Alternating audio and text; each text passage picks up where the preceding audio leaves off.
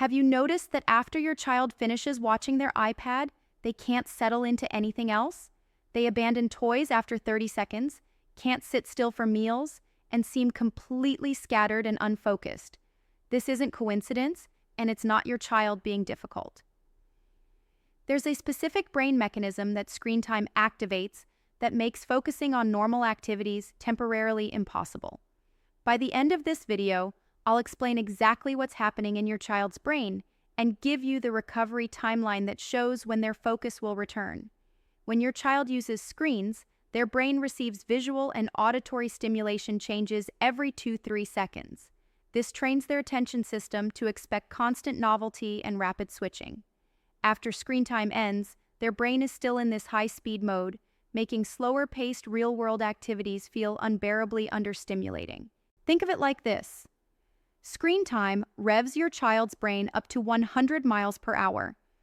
When you ask them to focus on a puzzle or book afterward, you're asking a brain moving at 100 to suddenly operate at 20. Their attention system literally cannot downshift that quickly, which is why they seem scattered, restless, and unable to focus on anything. The second factor is dopamine depletion. Screen time floods your child's brain with dopamine, and when it ends, they experience a temporary dopamine crash. This crash makes everything feel unrewarding and uninteresting. It's not that the puzzle or toy is actually boring, it's that their depleted dopamine system cannot generate interest in anything that doesn't provide intense stimulation. Here's the recovery timeline most parents don't know about. For the first 20-30 minutes after screen time, your child's attention system is completely dysregulated.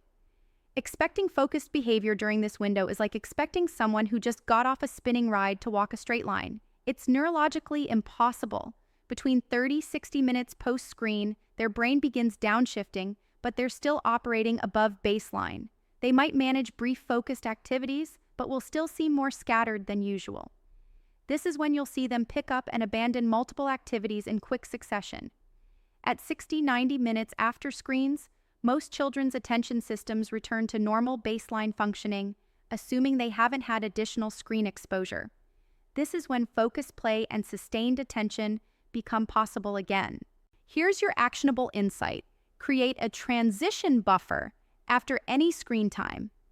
Instead of expecting your child to immediately focus on homework, reading, or structured activities, provide 30-60 minutes of low-demand time.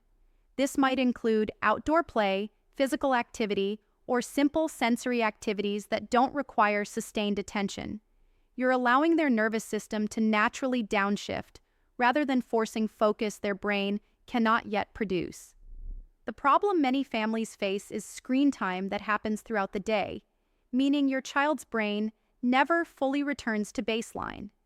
They're in constant partial dysregulation, which is why you might notice they can never really focus deeply on anything anymore. This chronic attention fragmentation is one of the most damaging effects of frequent screen exposure. The solution isn't just limiting screen time, it's creating adequate screen-free windows that allow your child's attention system to fully recover between exposures.